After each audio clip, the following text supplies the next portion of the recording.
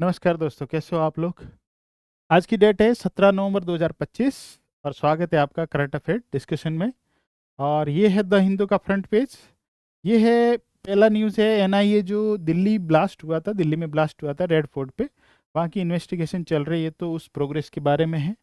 दूसरा है न्यूज़ की यूपी में एक खान कोलैप्स हुई है, मतलब खनन खान के जो होता है वहाँ पे कोलैप्स हुई है। 3 लोगों के मारे जाने की खबर है और प्रत्यक्षदर्शी कह रहे हैं कि इससे आंकड़ा भी बढ़ सकता है। बांग्लादेश की पूर्व प्रधानमंत्री शेख हसीना के खिलाफ आज एक डिसीजन आने वाला है, तो उस वजह से वहाँ पे थोड़ी टेंशन है, तनाव है डिसीजन को आने वाले को लेके।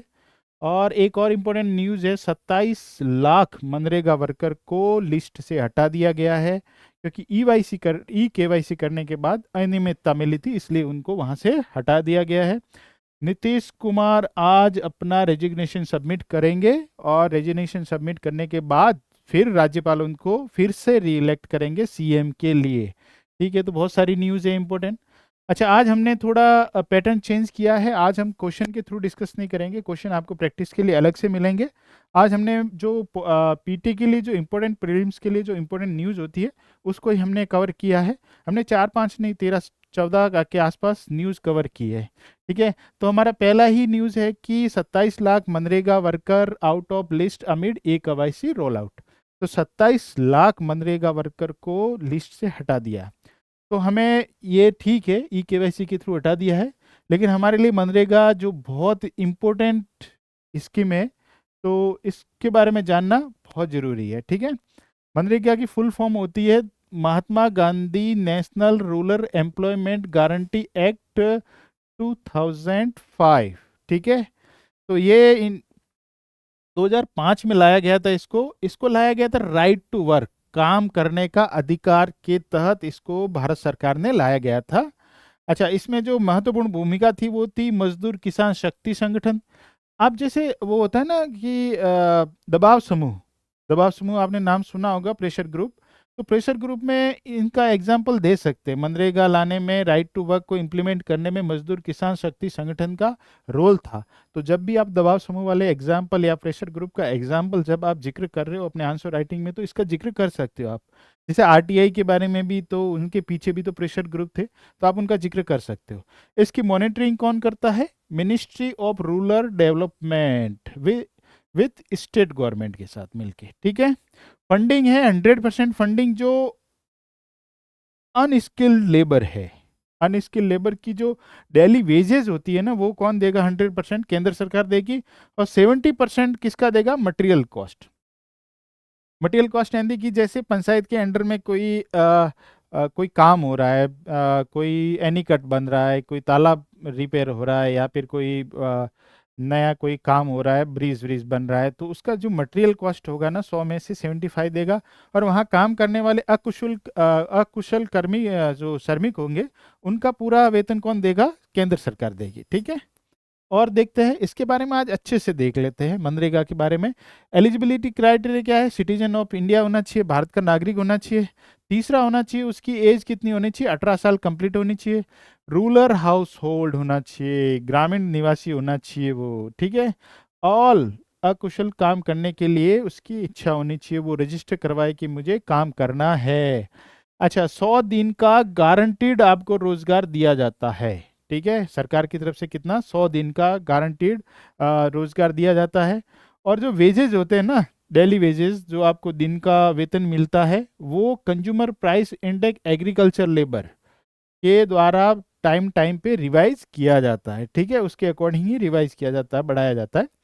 अनएम्प्लॉयमेंट अलाउंसेस मतलब कि अगर आपको अगर 15 दिन में काम नहीं मिलता है, आपने रजिस्टर करवाया कि मुझे मैं कुशल हूँ, अनस्किल लेबर हूँ, मुझे काम चाहिए, आपने रजिस्टर करवा दिया, 15 दिन तक आपको काम नहीं मिला, तो आपको सरकार की तरफ से अनएम्प्लॉयमेंट अलाउंसेस दिया जाएगा। यानी कि पहले क्या किया जाएगा?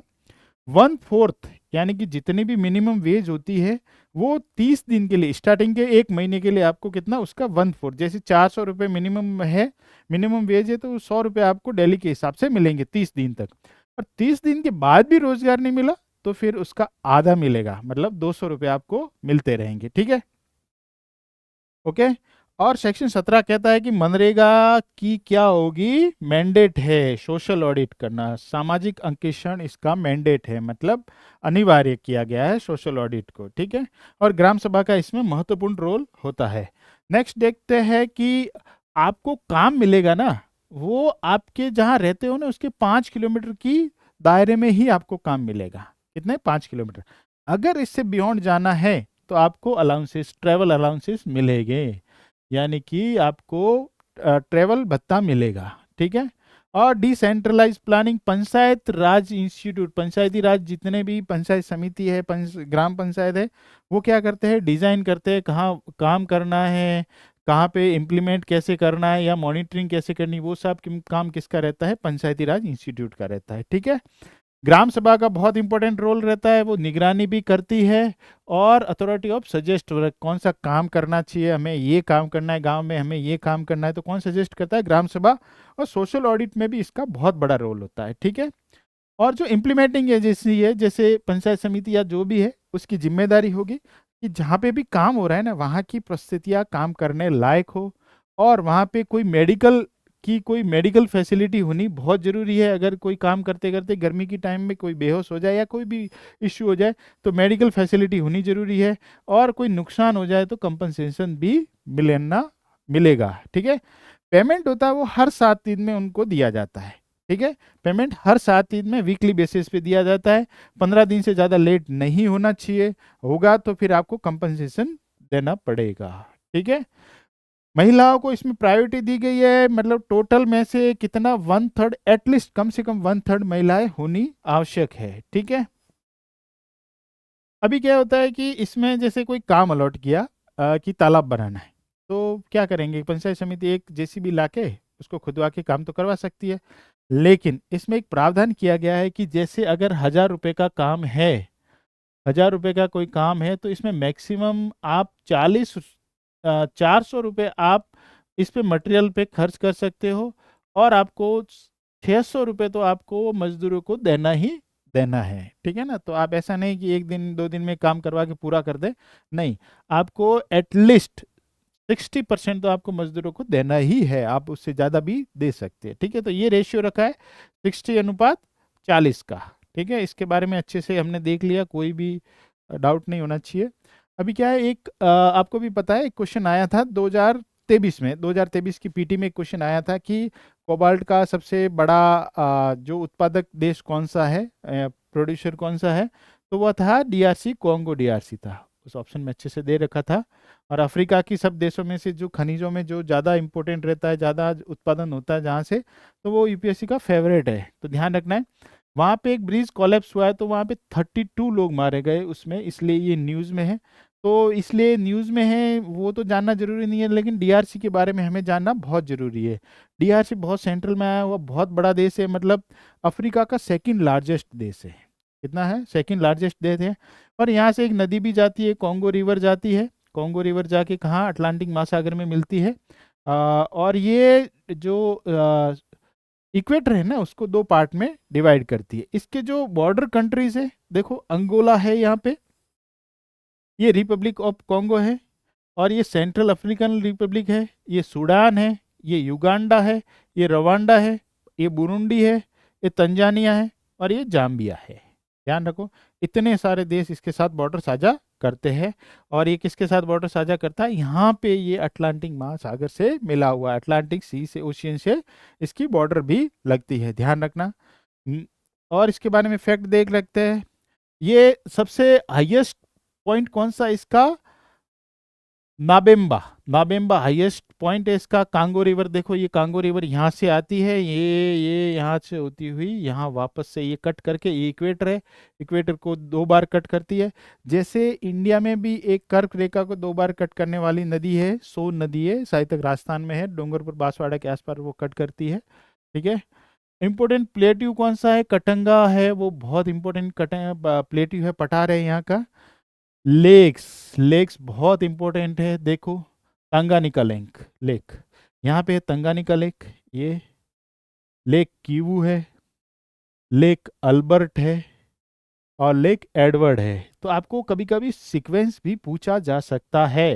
एडवर्ड है, अल्बर्ट है, एडवर्ड है, किवू है, तंगानिका है और मेरू लेक है। ठीक है, तो ये आपको सीक्वेंस भी नॉर्थ से साउथ में आपको अरेंज करने के लिए दिया जा सकता है, तो इनका ध्यान रखना अच्छे से। अच्छा, अभी एक कॉन्फ्लिक्ट भी वहाँ चल रहा है, तो उसके लिए भी वो न्यूज़ में रहता है। अच्छा, ये खनिजों में जैसे डायमंड है, कोबाल्ट है, कॉपर है, इसके लिए बहुत फेमस है और महत्वपूर्ण उत्पादक है। कोबाल्ट में तो हाईएस्ट है। ठीक है, तो ध्यान रखना, डायमंड और कॉपर भी निकलते हैं। तो यहाँ पे क्या, एक रवांडा देश है, आपको भी पता होगा, एक रवांडा यहाँ पे देश है। और यहाँ पे है एक मिलिशिया ग्रुप है, M123 मिलिशिया ग्रुप है। ध्यान रखना, M123 कहीं भी पूछा जाए तो ये कोई किससे, डीआरसी से रिलेटेड, डीआरसी रवांडा। एक्चुअली में इसको बैक कौन करता है, रवांडा बैक करता है। तो यहाँ पे क्या है कि बहुत सारी सोने वोने की खानें हैं, तो सोने की खानों पे कब्जा करने के लिए रवांडा वहाँ पे अप्रोच करता है इसको, M123। ये तुत्सी लेड रिबेलियन ग्रुप है, जो ईस्टर्न डीआरसी, यानी कि ईस्टर्न डीआरसी यहाँ के आसपास है, ईस्टर्न डीआरसी यहाँ पे है। और यहाँ पे किवू प्रोविंस है, किवू प्रोविंस के आसपास ही दो सिटीज है जहाँ पे हिंसक घटनाएं मतलब होती रहती है। ये एक है Bukavu and Goma cities. Bukavu and Goma city दो सिटीज है जहाँ पे हिंसक घटनाएं होती रहती है। दोनों सिटीज न्यूज में है, तो कभी कभार मिलान करवाने के लिए यूपीएससी दे सकता है। ठीक है, तो इतना ध्यान रखना। M123 मिलिशिया ग्रुप है, उसके बारे में अच्छे से ध्यान रखना। एक कीवू प्रोविंस, एक बुकावू एंड गोमा सिटीज के बारे में भी अच्छे से ध्यान रखना। तो डीआरसी के बारे में हमने अच्छे से देख लिया। आगे है सेनकाकू आइसलैंड। 2022 में एक क्वेश्चन पूछा गया था कि सेनकाकू आइसलैंड न्यूज में रहता है, उसकी वजह से क्या है। तो वो है कि चाइना और जापान के बीच एक विवादित टापू है। ठीक है, तो ये देखो, यहाँ ईस्ट चाइना सी है, ये ईस्ट चाइना सी है, और यहाँ पे है सेनकाकू आइसलैंड। ठीक है, ये चाइना से इतना दूर है, 330 किलोमीटर है। ताइपी से, ताइवान से 170 किलोमीटर है, और यहाँ से 410 किलोमीटर है। ठीक है, और यहाँ से 170 किलोमीटर है। तो अभी ये न्यूज़ में है, क्योंकि यहाँ पे चाइना करता ही रहता है इंटरफेयर। तो यहाँ पे भी coast guard ship sail through Japan administrate Senkaku island. Senkaku island है, 1972 के बाद से ही कौन कंट्रोल कर रहा है इसको, जापान कंट्रोल कर रहा है। तो अभी यहाँ पे सी वेसल्स वगैरह देखी गई है, तो टेंशन बढ़ने के चांसेस है, इसलिए ये तीन देशों के बीच बीच में डिस्प्यूटेड है। चाइना है, जापान है एंड ताइवान, तीनों देशों के बीच में ये डिस्प्यूटेड रीजन है, तो ध्यान रखना इसके बारे में। हमारा नेक्स्ट क्वेश्चन है digital personal data protection rule 2025। Actually में ये एक्ट तो 2023 में आया था, data personal data protection act, DPDP. ये एक्ट आया था 2023 में, नोटिफाइड किया गया था। लेकिन इसके रूल्स है, उसको इम्प्लीमेंट करने के लिए, किसी भी एक्ट को इम्प्लीमेंट करने के लिए रूल्स बनाए जाते हैं, वो छोटे छोटे लेवल पे होते हैं।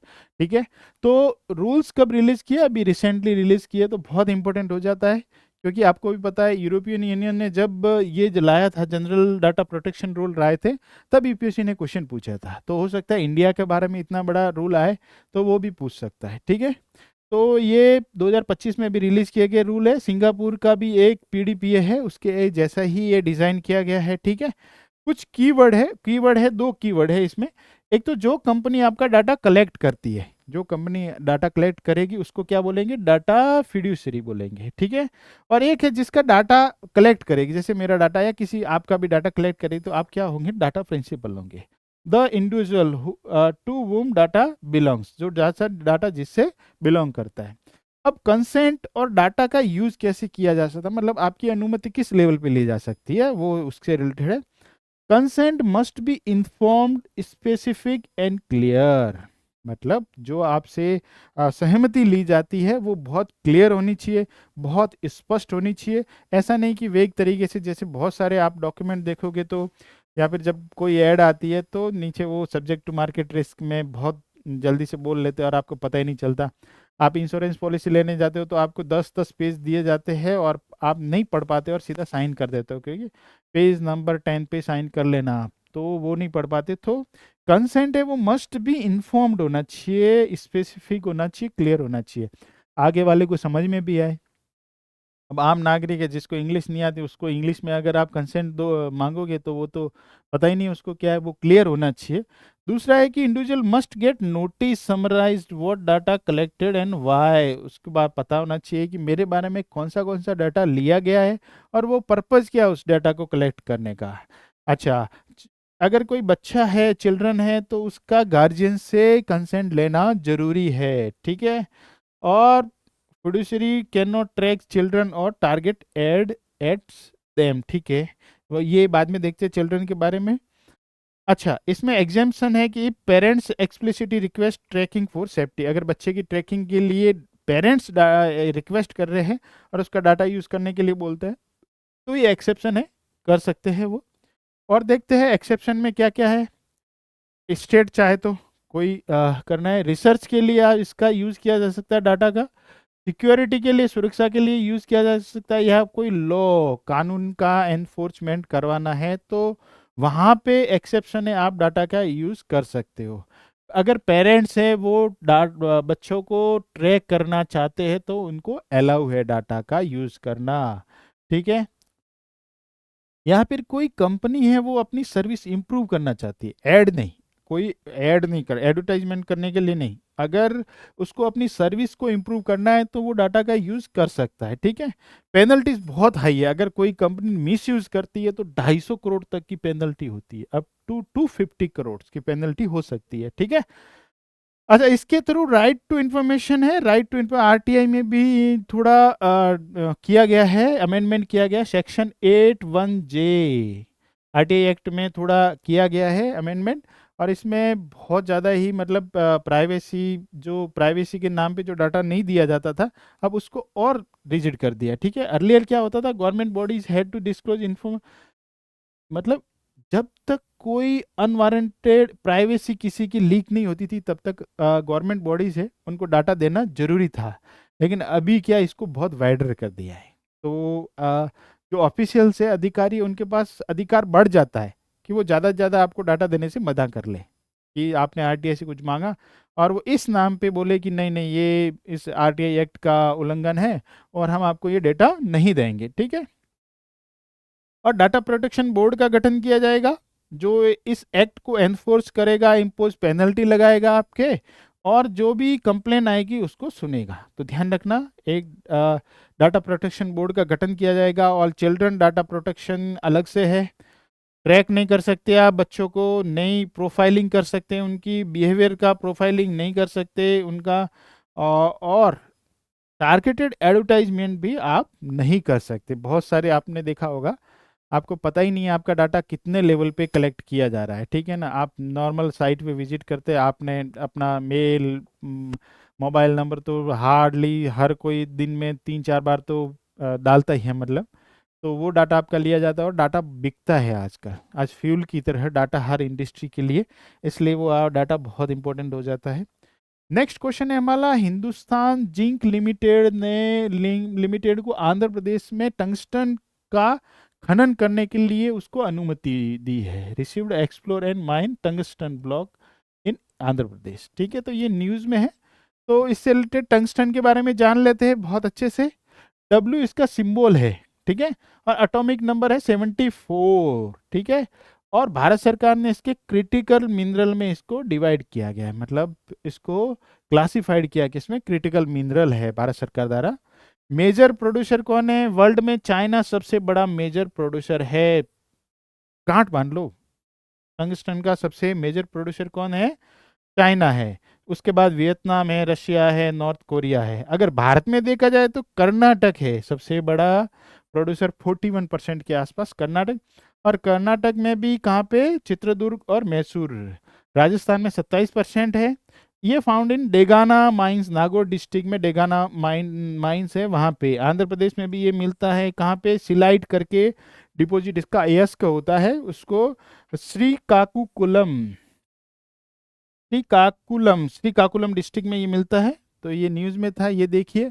टंगस्टन इज ए रेयर है, हैवी है और dense metal with highest melting point, कितना है इसका गलनांक बिंदु, कितना है मेल्टिंग पॉइंट, 3422 डिग्री सेल्सियस, बहुत ज़्यादा। इसलिए तो ये हवाई जहाज वगैरह में, इलेक्ट्रॉनिक इक्विपमेंट में बहुत यूज किया जाता है टंगस्टन, ठीक है। ये प्रॉपर्टीज़ क्या है, एक्सेप्शनल हार्डनेस है, हीट रेजिस्टेंस है, हीट को बहुत ज़्यादा का सहन कर सकता है, ठीक है।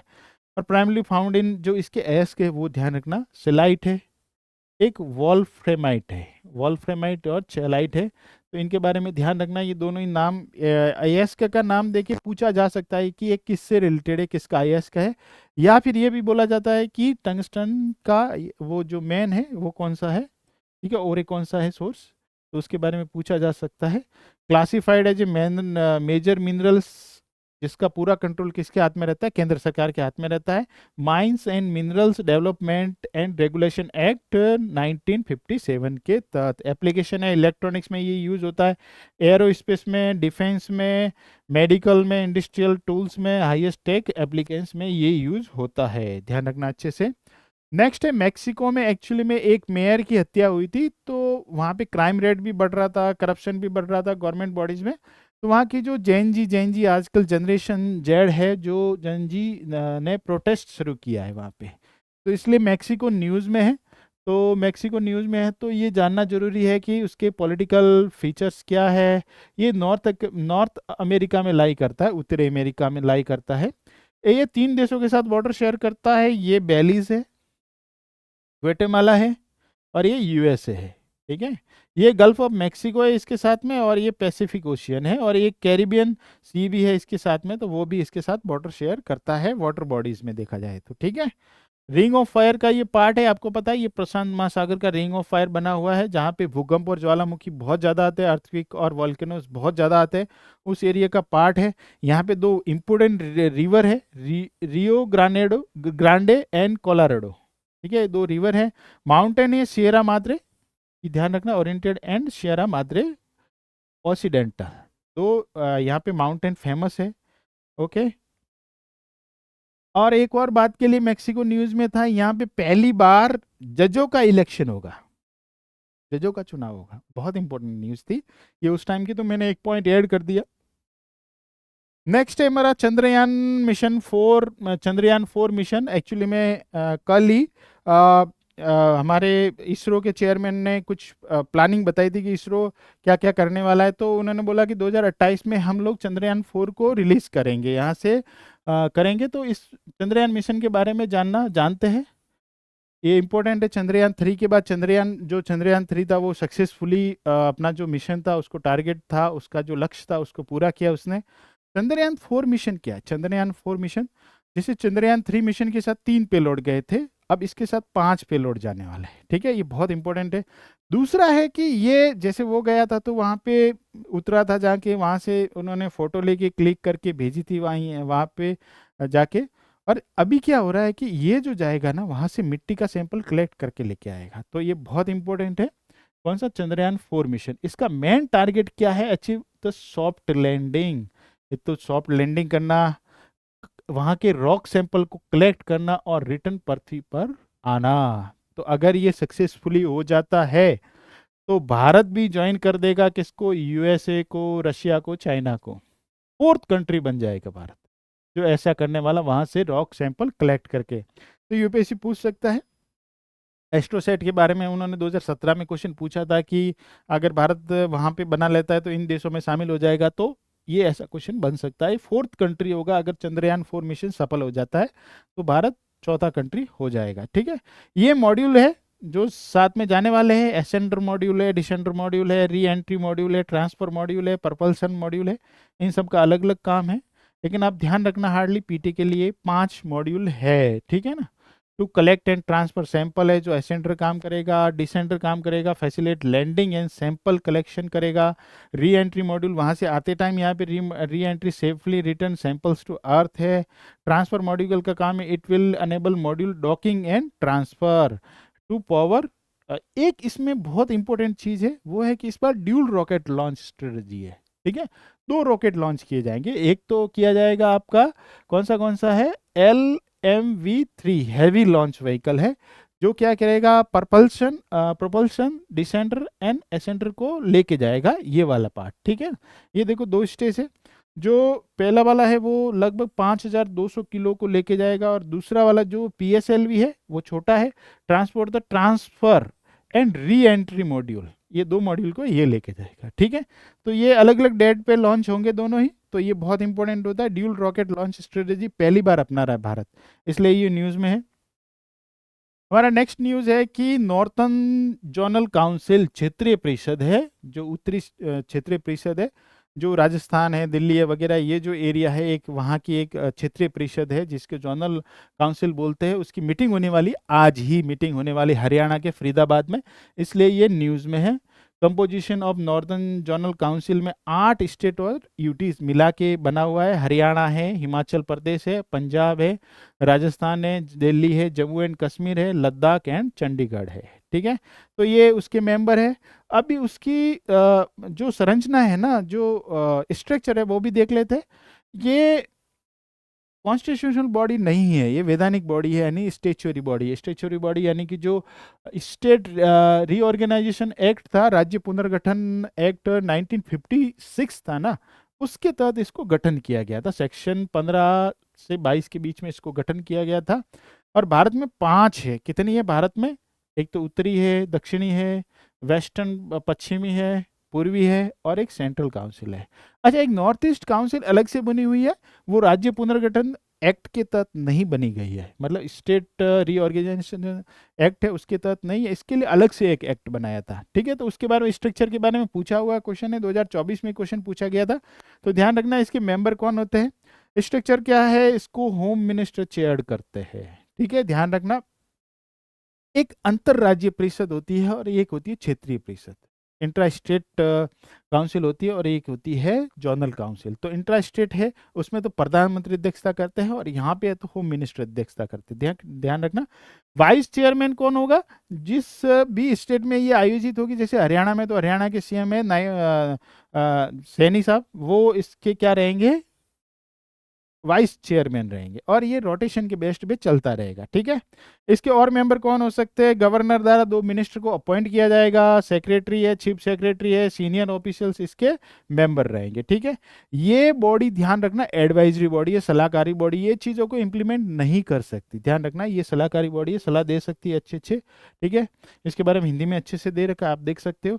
एक है एक्सरसाइज गरुड़ा 25, अभी भारत और फ्रांस की एयरफोर्स, ध्यान रखना एयरफोर्स, गरुड़, गरुड़ यानी ऊपर उड़ता है ना हवा में, तो उसके नाम से ही एयरफोर्स, दोनों एयरफोर्स के बीच में ये एक्सरसाइज होने वाली है। बायलैटरल एक्सरसाइज है, Indian air force and French air and space force के बीच में। यह ध्यान रखना, इस बार की एक्सरसाइज कहाँ पे होने वाली है? फ्रांस में होने वाली है, माउंट दे मर्सन एयर बेस पे होने वाली है, फ्रांस में। ठीक है, तो इसका फोकस क्या क्या रहेगा? जैसे कॉम्प्लेक्स सिमुलेटेड ऑपरेशंस है, including air to air combat है, एयर डिफेंस मिशन है, जॉइंट स्ट्राइक ऑपरेशन वगैरह। तो ये ठीक है यार, मेन 2 ही है कि ये कहाँ होने वाली है और ये किन किन के बीच में होने वाली है, ये ध्यान रखना, 2 फैक्ट अच्छे से ध्यान रखना। नेक्स्ट हमारा है सुर्खिया है, सॉरी, एक और न्यूज़ है, GCC, gulf cooperation council. Gulf cooperation council में आपको 6 मेंबर मिलते हैं। कितने? 6 मेंबर है। कौन कौन से में? बहरीन है, कुवैत है, ओमान है, कतर है, सऊदी अरेबिया है, और यूएई है। ध्यान रखना, यहाँ 2 नामों से कंफ्यूज कर सकते हैं। एक तो ईरान और इराक, दोनों मेंबर नहीं है। ईरान और इराक, ईरान और इराक नहीं है मेंबर इसके, तो ध्यान रखना, ये रट लेना, जीसीसी में ईरान और इराक नहीं है। तो 6 देशों ने मिलकर ये बनाई है जीसीसी। जीसीसी ने अभी एक डिसीजन लिया है कि जो 6 मेंबर है ना, उनके जो नागरिक हैं, सिटीजन है, वो बेरोक टोक इन देशों में तो कम से कम आ जा सके, एक ही जगह पे इनका हो, चेक पॉइंट हो, वहां से फ्री होने के बाद वो कहीं भी घूम सके। तो उन्होंने एक डिसीजन लिया है, has approved a landmark one stop travel system design to streamline movement across member state. तो ये ऑल इंडिया रेडियो की न्यूज़ थी, तो हमने वहां से कलेक्ट किया है। तो ये गठन कब हुआ था इसका? इसका गठन 1979 के आसपास हुआ था, इसका गठन हुआ था। उसका गठन किसके कारण हुआ था? एक तो ईरानियन रिवॉल्यूशन हुआ था, वहाँ पे आपको भी पता है सिया गवर्नमेंट आई थी वहाँ पे, और आज तक वहाँ पे बरकरार है। एक हुआ था ईरान इराक वॉर हुआ था, तो उसके रेस्पॉन्ड में जीसीसी का गठन हुआ था कि चलो मिलके रहते हैं, कोई खतरा आए तो उसको मिलके लड़ेंगे। और इसका हेडक्वार्टर वो रियाद सऊदी अरेबिया में है। ध्यान रखना, इतना काफ़ी है। ये आर्थिक और राजनीतिक, पॉलिटिकल और इकोनॉमिक अलायंस है, सहयोग है। ठीक है, नेक्स्ट है हमारा सुर्खियों में कुछ न्यूज है जो छोटी छोटी न्यूज है, लेकिन सुर्खियों में तो उसको भी देख लेते। 10 के बाद से 11वां है साकुराजिमा वोल्केनो। एक अभी वोल्केनो इरप्ट हुआ है, कहाँ पे? जापान में स्थित है। कहाँ पे है? कशिगोशिमा, सॉरी कगोशिमा, कगोशिमा करके जापान में है, सिटी है वहाँ की, वहाँ पे ये इरप्ट हुआ है। तो ये न्यूज़ में है, इसलिए ये Kyushu island, near Kyushu island, ठीक है। Kyushu island, Kyushu, Honshu, Hokkaido, ये मैंने एक बार आपको सीक्वेंस बताया था, तो ध्यान रखना। कैराकल, एक जंगली बिल्ली, ये राजस्थान के जैसलमेर जिले के रामगढ़ में देखी गई है, ठीक है। तो इसलिए न्यूज़ में कैराकल बिल्ली, ये भारत में अगर देखें ना तो गुजरात और राजस्थान के आसपास के एरिया में पाई जाती है, पाकिस्तान, भारत ना यहाँ पे पाई जाती है। ये जंगली बिल्ली है, ठीक है। Spotted Ramgarh in Jaisalmer, medium sized wild cat है, जंगली बिल्ली, मध्यम आकार की जंगली बिल्ली है। और इसको यहाँ पे शिया गोश भी कहते हैं, शिया गोश कहते हैं। कहाँ पे? इंडिया में इसको शिया गोश कहते हैं। ये कहाँ कहाँ पे होती है? Native to Africa, central Asia, middle east में है, नॉर्थ वेस्टर्न इंडिया है, जैसे पाकिस्तान में भी है, राजस्थान और गुजरात में पाई जाती है। IUCN ने ये लिस्ट कंसर्न है, ध्यान रखना, लिस्ट कंसर्न है, ज़्यादा खतरा नहीं है यहाँ पे। और WPA में शेड्यूल 1 में है, ध्यान रखना। और साइट्स की जो लिस्टिंग है ना, उसमें एक्चुअली में अपेंडिक्स 1 में है फॉर एशिया के लिए, क्योंकि एशिया में हालत बहुत खराब है, तो अपेंडिक्स 1 में है, और बाकी के लिए अपेंडिक्स 2 में है, तो ध्यान रखना। नेक्स्ट क्वेश्चन है हमारा, नेक्स्ट क्वेश्चन है Ashtamudi lake. Ashtamudi lake news में है, तो ये फ्रेश वाटर लेक है, कहाँ पे? कोल्लम डिस्ट्रिक्ट ऑफ केरला, केरला में यहाँ पे ये स्थित है। ये देखो, ये फैली हुई है। और इसका मुहाना कहाँ से मिलता है? अरेबियन सी, अरब सागर में इसका मुहाना मिलता है।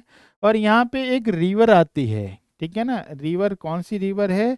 कल्लाड़ा रिवर, कल्लाड़ा रिवर, एक कल्लाड़ा रिवर है जो यहाँ पे आती है, पानी की आपूर्ति करती है यहाँ पे। और ये समुद्र से भी जुड़ी हुई है। तो ये वेमनाड सबसे बड़ी झील है, कहाँ की? केरला की वेमनाड के बाद ये सेकंड लार्जेस्ट फ्रेश वाटर है, मीठे पानी की झील है, तो ध्यान रखना, बहुत इंपॉर्टेंट है। और 2002 में इसको रामसर साइट का दर्जा मिला था, 2002 में रामसर साइट है, ठीक है। रामसर साइट का दर्जा मिला था 2002 में, तो ध्यान रखना। वहाँ से हिस्टोग्राफिकल रिकॉर्ड है कि मोरक्को के जो यात्री है, मोरक्को के यात्री थे Ibn Battuta, sorry Ibn Battuta, highlight Kollam city, Kollam city यहाँ पे है, कोलम सिटी के ये बोला था कि कोलम सिटी वहाँ पे एक अष्टमुडी लेक है, तो उसके कारण ये उसने हाईलाइट भी किया था। तो इब्न बतूता कहाँ से थे? मोरक्को के थे, तो ये ध्यान रखना इसके बारे में फैक्ट। तो दोस्तों आज के लिए इतना ही है, धन्यवाद, थैंक यू। आज हमने 13 टॉपिक कवर किए टोटल, और आप मान के चलिए कि आपको कोई टॉपिक मिस नहीं किया है। तो 13 टॉपिक आप डेली के करंट में कवर कर रहे हो, तो आपके लिए करंट सफिशिएंट है, कहीं और जाने की जरूरत ही नहीं है। बाकी भले ही आपके लिए कोई 7-8 करंट कवर करवाते हैं, 5 कवर करवाते हैं, लेकिन हमने आज कितने करंट कवर किए? 13 करंट कवर किए। और ये सीरीज चलती रहेगी, इसको फॉलो करते रहोगे तो करंट के क्वेश्चन बाहर जाने के चांसेस बहुत कम रहेंगे, ठीक है। थैंक यू, धन्यवाद।